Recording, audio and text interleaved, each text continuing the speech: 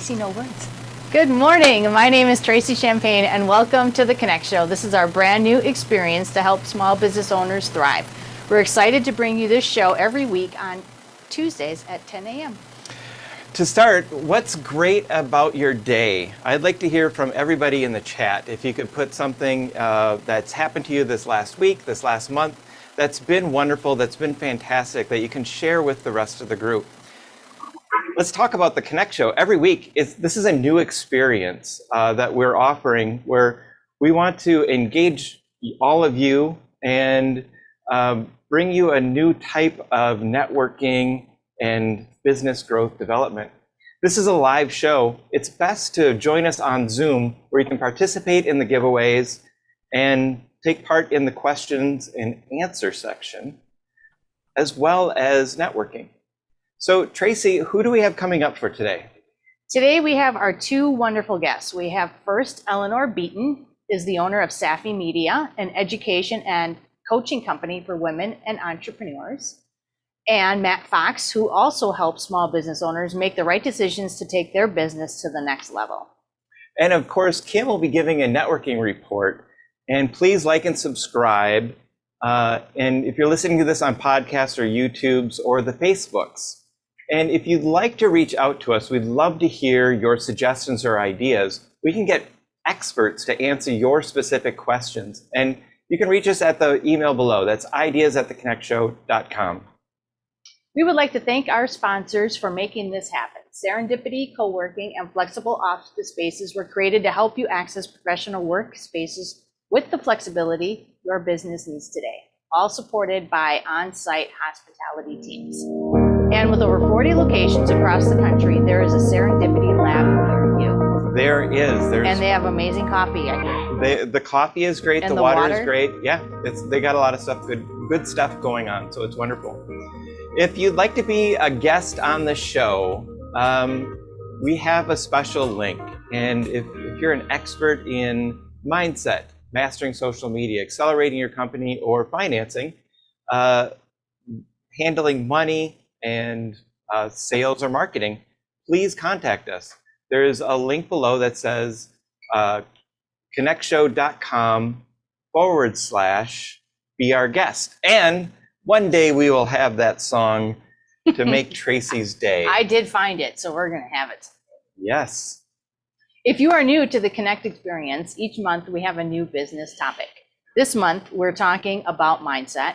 Next month, we're going to talk about mastering social media. And in November, we will be talking about acceleration, fast tracking your business before the end of the year.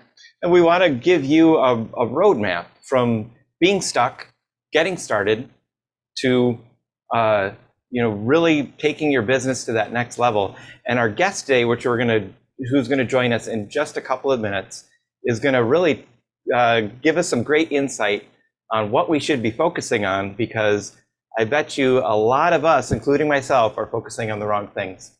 So there's replays of the Connect Show on podcasts, and everything else in the entire world, where you can get the full show or segments. Feel free to share these on social media and help us grow our community. And me and Xander are playing tag. All right, you're it. An important part of our growth is keeping connected to one another. So please put your contact information in the chat so we can help each other thrive. That means like your email, maybe your LinkedIn account. Put your contact info in the chat so we can all get connected. Yeah, let's connect. The power of a network is the square of the number of people in the network, and that's from Seth Godin. And I would love to talk a little bit more about Seth Godin, and I think we're going to, aren't we? So we asked everybody else what's great about their day. Tracy, what has been great about your week, your weekend, the last month? What's going on? Well, what's been great about my day is that I had a great networking experience this morning with the Breakfast Club. And I was able to find Sandra, who's been helping out with some of our makeup stuff. You can see how fabulous I look today. Mm-hmm. And so we'll learn more about her. But over the weekend, I had a great girls' weekend with my family, which was awesome. Did you do a little mani-pedi? We did not do mani-pedis. Nope. Just straight to the bar? We didn't go to any bars. Okay, so this was like a legit. We did a lot of shopping. I Okay. got some great new shirts and some outfits. We did go to the cheese factory, you know, because we were up in the northern area. So Up did north. did the like kind of like we went into Michigan actually. Went to a really nice restaurant in Michigan, and we just caught up. We got to spend some time getting to know each other a little bit better. It was great. I'm sure my mom just was thrilled about it. Loved it. That is wonderful. That is wonderful. Yeah. How about you? Well, I'm a huge sports fan, and in Wisconsin, this was sports weekend. We had the Ryder Cup going on. The Brewers made the NL Central champion, which I almost was in tears as I watched that ceremony and the ticker tape come on. It wasn't some big surprise if you're not a baseball fan. It was kind of inevitable. It was just a matter of when, but it still means a lot because, the Brewers have a chance. And, we have to be Packer fans because we live here until Rogers leaves and Aaron Loves comes on. So we'll go from there. But what did some of the other people share in the chat about what happened great this week? I'm not seeing anybody having posted anything. So no one had a they're great still week? on their introduction part. Oh yeah, they're still on the intro part. So in our next section, we're going to talk about vitamins for the soul. Yep, vitamins for your body. These are vitamins for your soul. mind. There we go. So Vitamins for the Soul is a new segment where we share good habits and tools to help you on your journey. And, good habits are the key to success. People talk about the hacks and the tricks and everything else, but really, if you can do something consistently, even if it's a small thing, that's really going to move your business forward. And so each week in Vitamins for the Soul, we're going to give you tools and strategies on different things that we're finding throughout our journey. So you read the Seth, I always want to say Godin. Is it It's Godin. Oh, is it Godin? Okay, It is I got Godin. it right this time. I did, and I have one for you. Oh, That was an nice. ungraceful giving. And I you should have got through this whole book? It's not that big of a book, actually. Oh, it is. You could get through this. It's 265 pages. I know, but it's not tall, so there's less words. But I Hey, could short see. books are cool too. Yeah. Don't height shame the book. But this is a great book. So in the beginning, he talks about what marketing was. And, marketing used to be all those things that we used to see on TV a long time ago. And now you can target anybody. So you can specifically geofence and geo-target people and use different types of marketing in those ways. But one thing that I love about Seth Godin is that he always talks about, if you're going to make something, are you better than the silence? Is what you're bringing to social media better than not saying anything at all? Are you an intrusion, or do people really want to hear what you have to say? And his first rule of marketing is make something worth buying. He has a famous story about a hole. People go to buy a 1/4-inch drill bit to make a hole in the wall, but really they're making a hole in the wall so they can put an anchor in the wall, so they can put the shelf up, so they get that satisfaction of I accomplished something, and their partner feels like they, are a worthy mate because they're able to hang shelves, right? So he talks about the deeper why. And the second rule is you can't satisfy everyone. Make something really specific. In the Ironman challenge, it's a great example because you pay an extraordinary amount of money to be in the Ironman challenge, and you're gonna lose. There's only one winner, and there's a whole bunch of people in it, but everybody wants to do it because you want to finish. You want to be a part of, that's your tribe, that's your group. If you go to a Star Trek convention, those people are really specific. And so he has some really great examples of, how you can be really specific to one person instead of trying to shout to everyone. And the third rule is create, connect, and build tribes, and create stories that resonate with that tribe. And also make sure that you're telling that story in their language. So find out, if you don't know how your tribe talks, listen more so that you can speak the same language, and they will tell you. Yeah, that's pretty important. You got to speak because if you're talking to somebody about something you have a lot of passion about, but they have no idea, like they've never even heard about it or care about it, Yeah. it'll go right over their head and it'll be missed. Right. And I see that a lot, especially with coaches. I say, so you're a coach, what do you do? And they say, well, I do this thing. And then they go into the core and the strategy and then everybody just this tunes emotional out intelligence. And I later. listen to Judith Glaser and like all this stuff. And I'm just like, whoa. And really what they do is they make you a better person in this specific area, or they guide you through this specific task. So really, getting into that language and speaking of words that they will understand. And I like the part where you said that you just target a specific audience. You're not going after everybody. You're trying to fit the need for a specific audience and finding that audience. There's a sign going on the wall in the studio next week, and it says, do less better. And that's my motto for the year, because I used to do a lot of services for a lot of people, and now we create shows. That's the only thing that we do. And all of my energy and all of our time is spent on doing that one specific thing.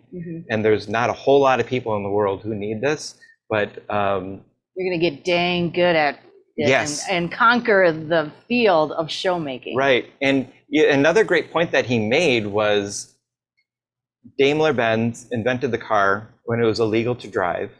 He had to get permission from the king. And Gutenberg invented the printing press when no one could read, and it was illegal to print things. So you don't have to wait for permission for the world to say that it's okay to make this. You have to create it. You can be an innovator. Have them, and then have it happen. Yep, absolutely. That's awesome. Oh, so you're gonna, Yep, so we're gonna give away this book, right? Yep. All right, so we're gonna do a new giveaway this time. This time, we're going to enter the giveaway, we'd like you all to take a screenshot of your Zoom screen and then create a post and tag everybody that you'd like to have see it. And make sure you use the hashtag, the Connect Show, so we can find you.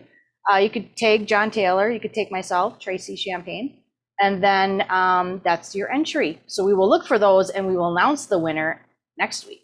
That's pretty cool. I love this. I was at Grand Connections last week, and they did a similar method. And so I want to give Grand Connections all the credit, and hopefully in the coming weeks, Kim will go to a Grand Connections and then tell everybody about it, because that's really great. Awesome. So I love this new contest. It's a great way. And next week, we're going to announce that winner. And first, we're going to go to commercial, and then we're going to bring in Eleanor. Awesome.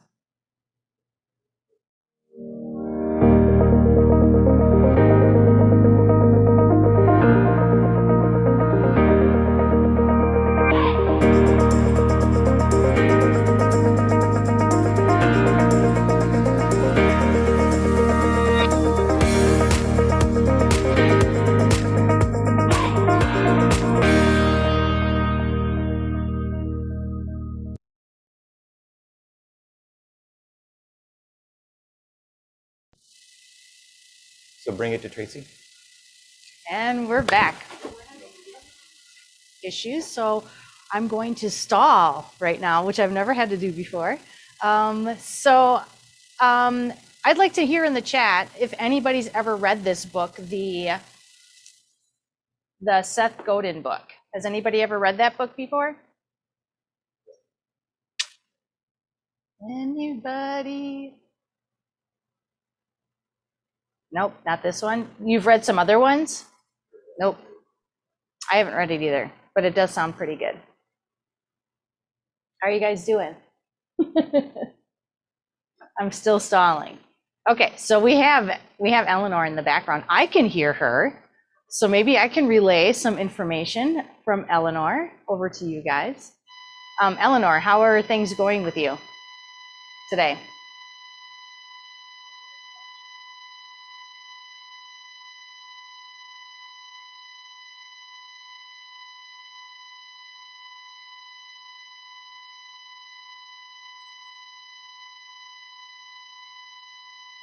Yep, she's awfully bubbly, you guys.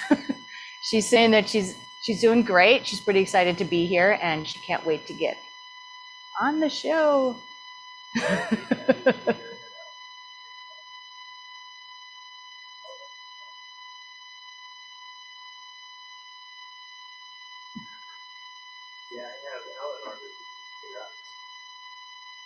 Right. He's just going to have to relay the question.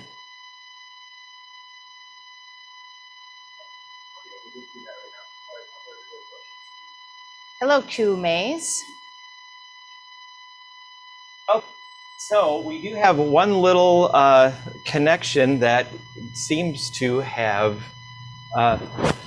Can you hear us now, Eleanor? Okay, this will be great. Yeah, so Dave, that on that channel that I just put up, it says audio line in. Go ahead and click the settings and turn that gain way up so that Eleanor can hear me. And let's introduce Eleanor. Eleanor, first I'd like to know, is it Safi Media or Safi Media? Yeah. Oh, I was right. You were right. You were right. Safi Media. Okay, so Safi Media is committed to advancing global gender equity from one woman-owned business at a time.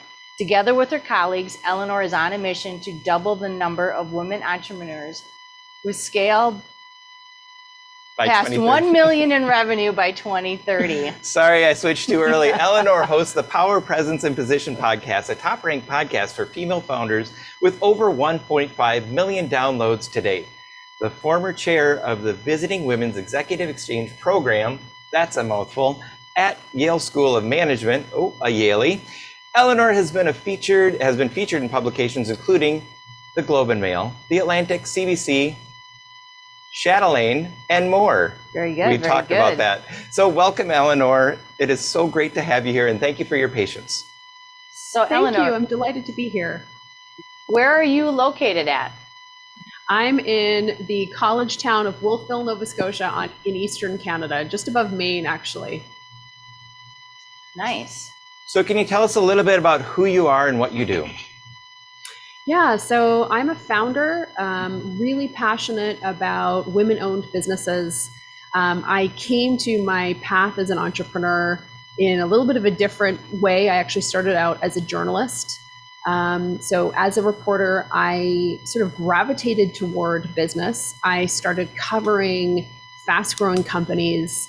I did hundreds and hundreds of interviews with CEOs and founders of fast-growing companies. So people like Barbara Corcoran, people like Robert Herjavec, of course, from Shark's Tank, and learned so much about how those founders and entrepreneurs thought about growth, how they thought about sales and marketing, how they thought about building teams. And so I started to kind of apply that in my own business, and I realized that there was just this tremendous hunger from female founders in particular to sort of work on those principles in their own businesses, in their own way. And that's really where Safi Media was born. So we're all about, advancing female founders and women entrepreneurs through storytelling, through entrepreneurship education, and also through business coaching. Awesome. That sounds exciting for me because I'm a female. So you talk about getting caught up in the delivery trap, trading dollars for hours. Can you tell us more about that? Yeah, so I've personally experienced this firsthand. I presume a lot of the people on the show have probably experienced this too. So many business owners, we start our businesses because we're really good at delivering a specific service. In one of my first businesses, I was a communications consultant. In this business, I was a coach. So I had these technical skills and I was good at coaching or prior to that, good at doing communications consulting. And that's what I was paid to do. And so I was really sort of self-employed, exchanging money for services rendered type of thing. And that worked great for a certain amount of time. And then ultimately what I found is that I was starting to get a little bit burnt out. I would sort of market and sell, land a couple of contracts or a couple of clients, And then all of a sudden, my calendar was booked serving those clients and doing the delivery work. The contracts would complete, and then I was back on the hamster wheel again, marketing and selling.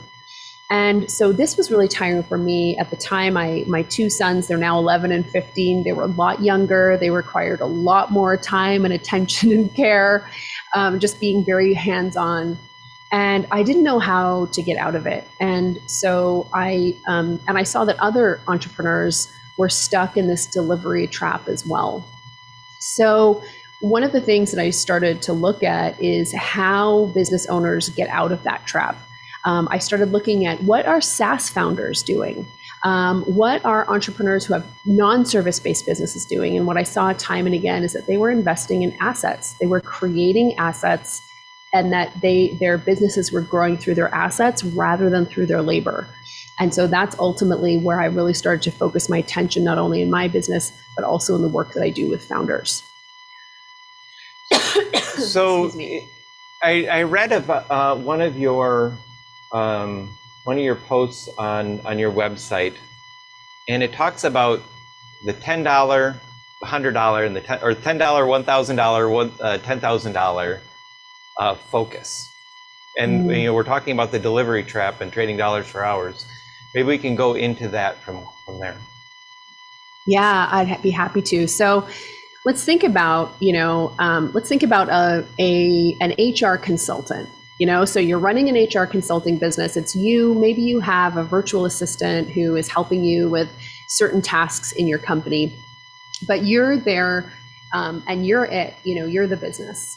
So if you think about the delivery of the HR consulting, maybe that is a $500 per hour task, right? So if you think about like outsourcing or what your clients are paying you, maybe at best, they're paying you $500 an hour. Very highly paid HR consultant, right? So that's a $500 an hour task. But when we start to think about, again, that consultant is going to quickly get stuck in the delivery trap, where he or she or they are trading dollars for hours. And it can create a great lifestyle, but what happens if you want to go on vacation? What happens if you have an aging parent and they require some care? All of a sudden, your income stream stops. So this is where it's so critical for entrepreneurs to understand that it's really critical that they are looking at their time and they're thinking about and aware of the types of tasks that are most valuable to help them drive revenue, help them drive the company forward. So I'll give you an example. That HR consultant probably has a very specific methodology that they use.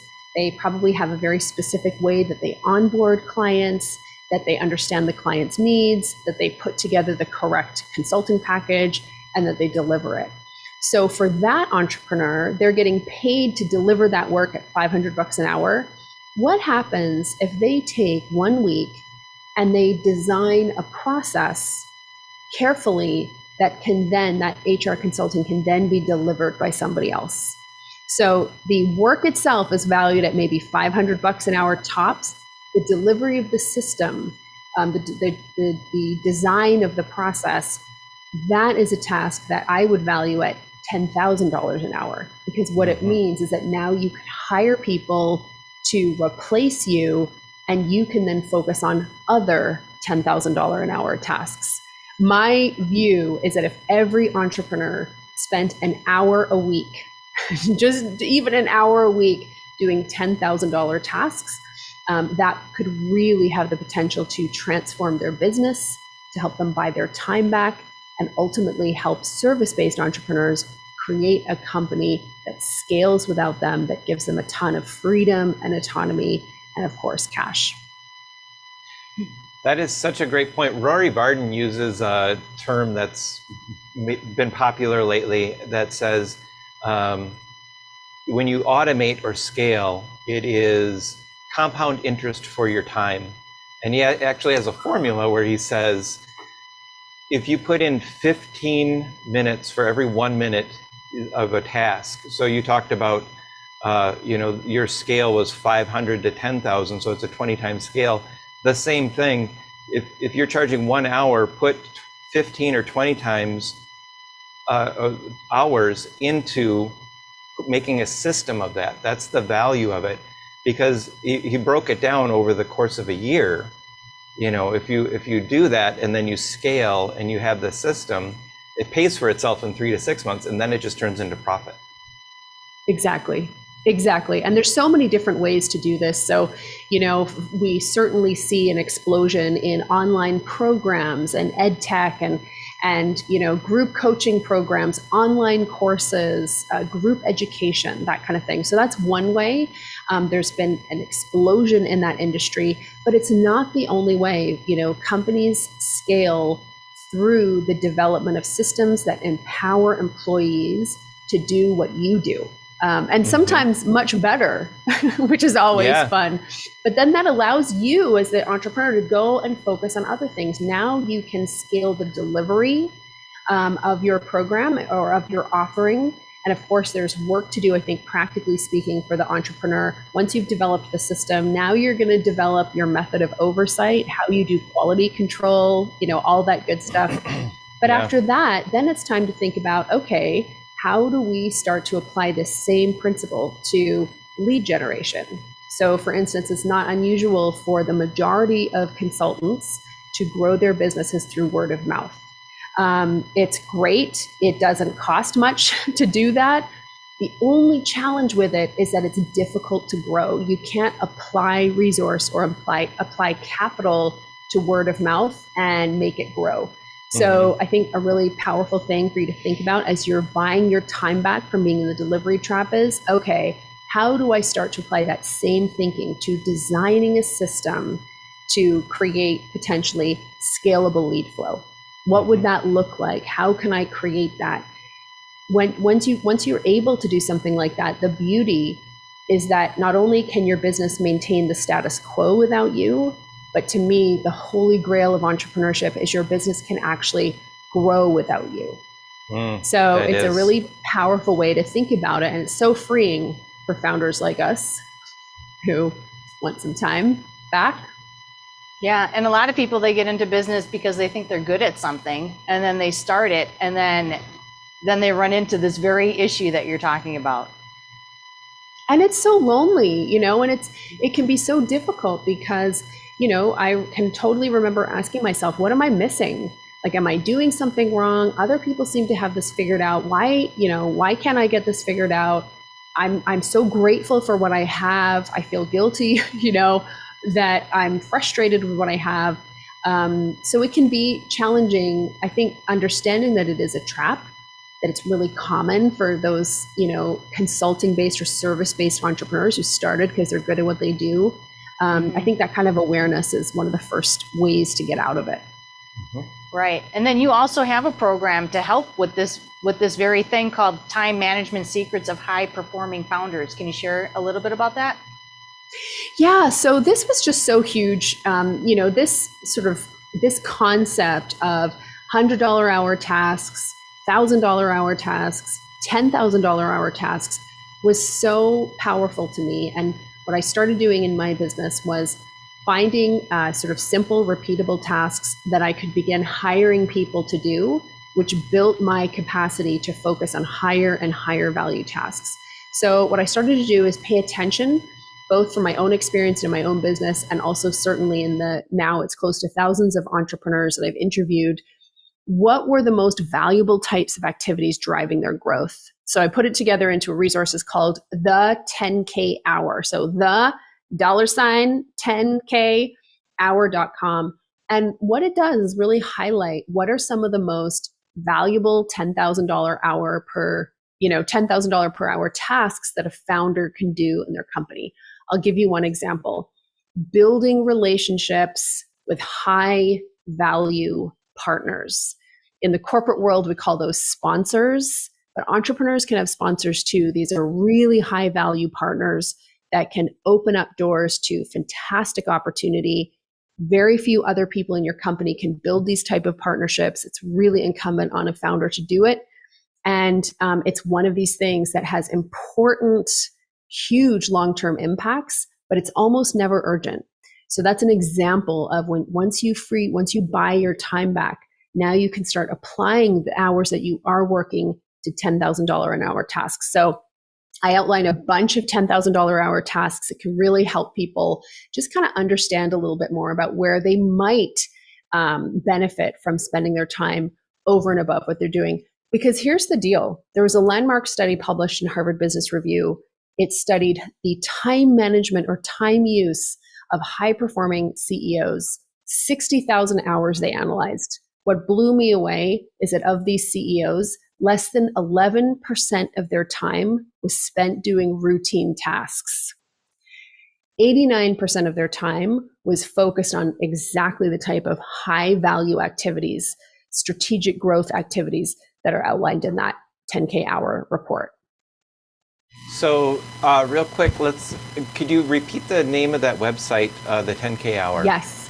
Yeah, for sure. So it's www.the$10khour.com, the10khour.com. And Van had a question about examples of assets. Van, could you unmute and expand on that question a little bit?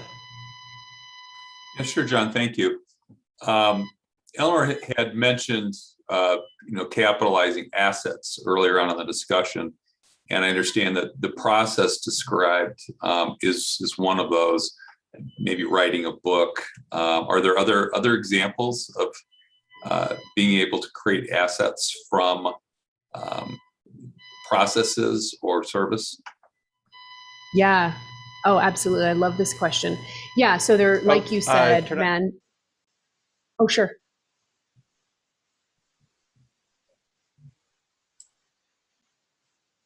Okay. So great question. And definitely creating things like books, writing a book is a fantastic example of an asset. Here are a couple of other things. One of the most powerful, lucrative, valuable assets that a company owner can create is something called a customer journey. So I can remember a couple of years ago, as my company was growing, I had to get a different type of accountant. And I was talking to this accountant and I was like, and he was really sharing with me. I asked him, look, your most successful entrepreneur clients, and you work with a lot of them, tell me what is one piece of advice based on what you're seeing from these really successful entrepreneur clients who have revenue and net worth? What are they doing? And he said, Eleanor, these entrepreneurs understand that in addition to that thing they sell, the real nature of their company is that they are an internal education company. What that means is that they understood that in order for their companies to have value and produce value outside of themselves, they had to take everything that was up here and make it real, like take it out of their head and put it into the real world. So a very powerful asset that you could create is a customer journey. And a customer journey is basically you're thinking about your clients and you are outlining the entire process of engagement that a customer or client goes through from the moment they first hear about you to the moment they complete their time as a customer or client with you. From there, that's what they're experiencing. Then you have a backstage, which is all the steps your company has to take to fulfill that relationship. And then connected to that, you're going to have standard operating procedures. This is the type of thing that allows your entire company literally to be managed with one spreadsheet. You can onboard people so much more effectively. You understand, exactly how to train people. You're very clear on the customer experience and where there are gaps. And it really allows you also to get a better understanding of your customer's experience so that you can market, sell, and serve them better. So that would be an example of probably one of the most valuable assets an entrepreneur can build that they almost never build. That is so great. Eleanor, I really appreciate you taking the time to join us today. You've given us so much valuable knowledge, tools, and insight. It's been a real pleasure to have you on, and I hope in the future that you'll join us for one of our full day events. And I just thank you so much. I really appreciate it. Yes, it was great to have you. Thank you both so much. It was a real pleasure to be here. Wonderful. We can find more about her on the website. Yes.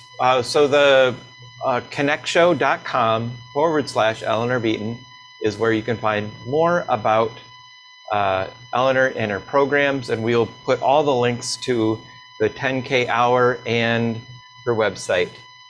And Kim says that it's not on the website right now, but we will fix that very shortly. And right now, we're going to go to a quick networking report with Kim. And Thank you. thank you so much, Eleanor. Hey, everybody. Oh, look at this. I got an amazing screen to go with me today. I'm sorry, I was in the chat, so I am flipping to the correct screen right now. I guess Tracy and Jon aren't the only ones with some tech issues today. So good morning, everybody. It's so exciting to see everyone.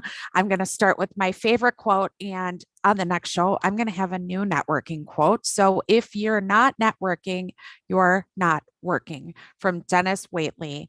Today, I'm going to highlight a few local networking events to keep you working. So what can you get out of networking? You can make new friends and gain relationships. You can learn from others to advance quicker in your business. And you can enjoy social events and gatherings, whether it's in person or virtual. Both options are really running great out there right now. And you can contribute to help others and gain the reputation of being an expert in your field. And I just scrolled too fast. Okay, so the first group that I'm going to talk about today is PWOW, Professional Women of Wisconsin. They have a meeting tonight, actually, and it is on Zoom. So they are currently meeting once a month, fourth Tuesday of the month. And it's a group of women with common interest in creating a network of formal and informal professionals. The person that runs the group, Debbie Curris, really strongly believes that you're not in to collect business cards. You really want to form those relationships and feel good about referring somebody that you've actually met, known, and worked with or heard from in the past. Not just, oh, I know a plumber. Here, I found this business card. You actually kind of feel like you can trust them. And I will put all of these links in the chat at the end also. We like to talk a little bit about local chambers. And so today I'm going to talk about the South Suburban Chamber of Commerce. They are in the Oak Creek area, and but they represent Oak Creek, Franklin, and surrounding communities. Their purpose is to promote the interests of members and enhance the regional business climate, economy, and community. So a lot of what all of us smaller business owners are looking to get. I've heard great things about the South Suburban Chamber, so I really wanted to focus on them. They say that the chamber membership also increases legislative bargaining power for all of the businesses. So that's pretty cool. Finally, this one kind of goes nationwide, and that is the Happy Neighborhood Project. Their mission is to make Happy Neighborhood Project the happiest place in the world for businesses, just like Disney is the happiest place for children. So you can access resources, get referrals, and then once you register for their event, you will get a confirmation Zoom link. They have nationwide events, events by state. They have women's groups. They have multicultural groups. So there is kind of a group for everyone. They're all run a little bit different. So again, that one is the Happy Neighborhood Project. And I will put all of that in the chat so you guys do not have to try to write down what is on the screen. And if you have any questions about any of those groups, definitely feel free to message me, let me know. And if you attend a great networking event or group that I didn't mention today or in previous episodes, add the info to the chat or direct message me, and I will look into getting information on them. I'm kind of always on the search for more networking groups. Or if you run a networking group and you want to be featured on an upcoming episode, we are looking to interview some people either live on the show or a pre-recorded segment that we can play and really get you guys more active in the networking segment. And because, like John and Tracy say, this show is all about you. So I definitely look forward to talking with some of you later. Thank you so much. And it's back to John and Tracy. So much, Kim. I really appreciate it. That was a great report as usual.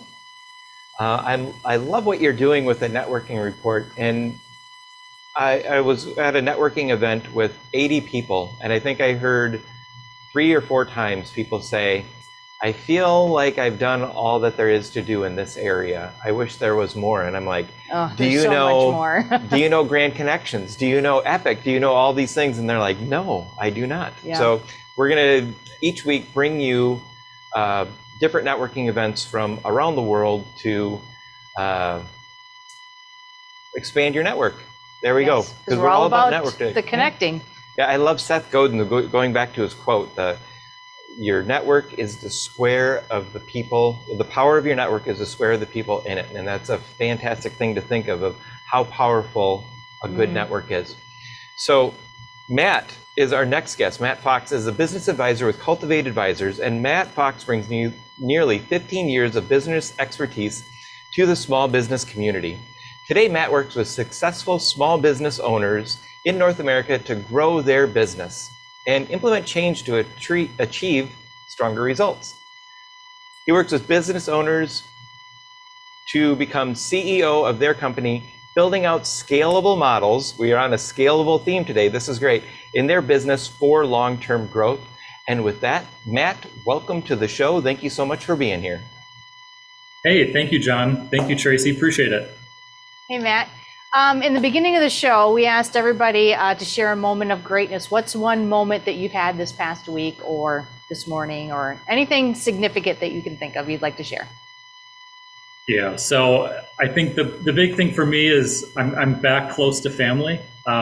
We just made a recent move to move across the country and move back home. So that's my moment of greatness. That's a great moment. You're up in the Door County, correct? That's correct, yep. That's wonderful. My mom lives right up the road from you. So I pass through your town all the I'll time. say hi, Jim. All right, good. I don't say hi enough, so help me out. That's great. So tell us a little bit about who you are and what you do. Yeah, so my name, again, is Matt Fox. I'm a business advisor with Cultivate Advisors. Our mission is just to help small business owners take their business to the next level. So the cool thing is I work on a one-on-one approach with business owners to keep them moving forward.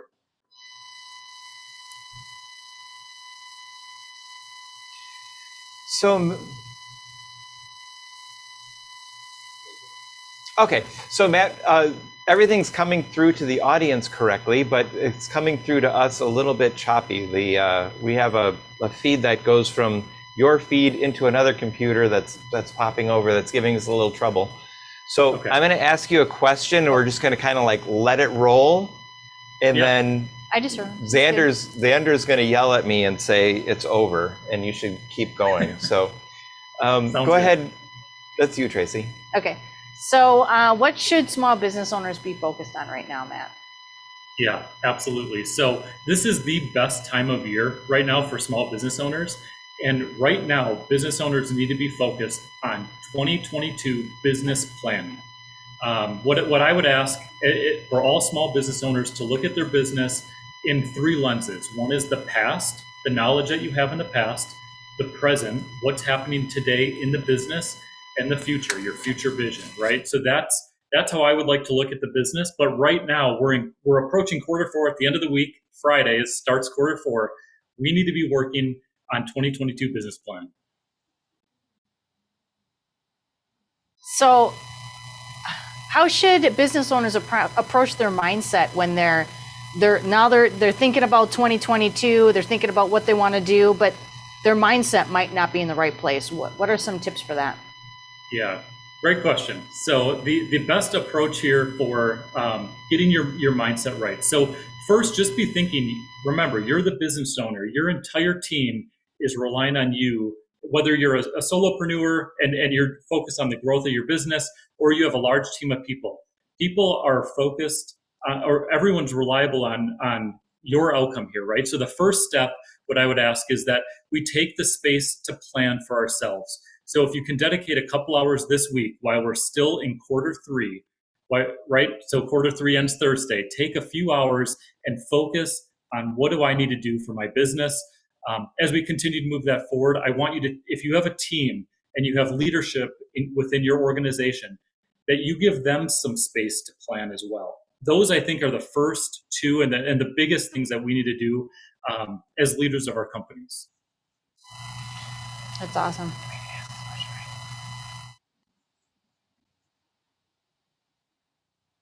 How should business owners approach building their business plan? All right, so it doesn't all have to happen today, okay? So as you build your business plan, this should be over the entire fourth quarter. And really it starts in September. So this is really where I want to spend a little time on because there's different parts of the business planning process that everyone should be focused on, okay? So the first one, which technically we like to have happen in September, but I'm okay if this happens early October. What we need to be focused on right now, though, is our vision and our long-term goals. And that's like our 3, 5, and 10-year goals for the business. What I don't want us focused on right now is what's going to happen today, what's going to happen by the end of the year. While those are very important, when we're in business planning phase, the vision. And this is where a lot of people lose, really lose where I guess this is the first stage of that business planning process. So if we think our vision is, I want, we got to be thinking bigger, longer term, our big, hairy, audacious goals, right? So like continue to build this out, your long-term vision. Where do you see the business going? Where do you see it shifting? That's the high level internal thoughts that you need to be having with yourself today. The other piece of that is, okay, in the next year, what do I need to do from a macro goal perspective to stay on pace for my 3, 5, and 10-year goal? So that should already be done. And if not done, I would say in the next 2 weeks, really be focused on having a very clear vision, breaking that down. Ask yourself why 2 or 3 times. Why is this my vision? Why is this important? Why is this important to my customer? And continue to drive that down and then start working backwards and build out our big goals for next year. In October, this is the month that we're approaching, right? So what we should be focused on right now is our KPIs, our key performance indicators. So as a business owner, whether you're a solopreneur or you have a team of 100, right? You should be building out KPIs that align with your long-term 3, 5, and 10-year vision and what you have to do next year to achieve that. So your KPIs could be sales conversion. If that's like something that you know is going to drive your business forward, that would be a great KPI in your business. I can get into other examples of KPIs, but KPI building happens in October. As we move forward into November, we want to focus on prioritizing how we're going to go to business. And then in December, we need to start implementing. That change has to start in December. If you have a team, you have to start like getting the team on board, showing them what's going to change, what's going to happen different here. And then come January 1, you're off and running. So you don't want to be behind the 8 ball going into end of January, early February, and you haven't really explained this to your team yet. You're already missing quarter 1 of your goals. That's why this has to happen today. So let's review that. We're talking about creating goals for 2022. First month is KPIs. So we're going to look at our key performance indicators. Give us 3 examples of what KPIs would be for a solopreneur or a small business owner. Yeah, so I mentioned, I think, the sales conversion process, right? So if you had a lead that generates and looking at like a closed contract or a new client, I think that's a great measurement to say, and even further, breaking that out in more detail and saying, each step of the sales process or the sales cycle should be a different measurement. And those are things that you can dial in and say, hey, I'm at a 20% conversion from this phase to this phase, but I'm at an 80% from this phase to this phase. You can really dial in what that looks like.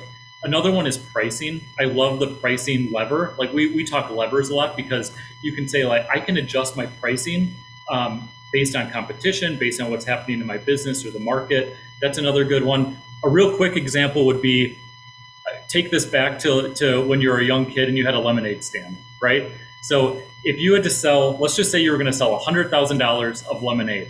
How many, and breaking that down, how many cups per day do you need to sell?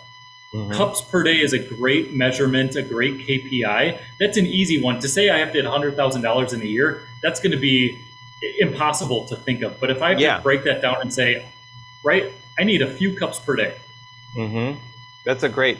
So you talked about pricing, and you talked about the sales conversion. You know, one thing I discovered is that a lot of people, when they think of sales, they don't have a lot of the phases.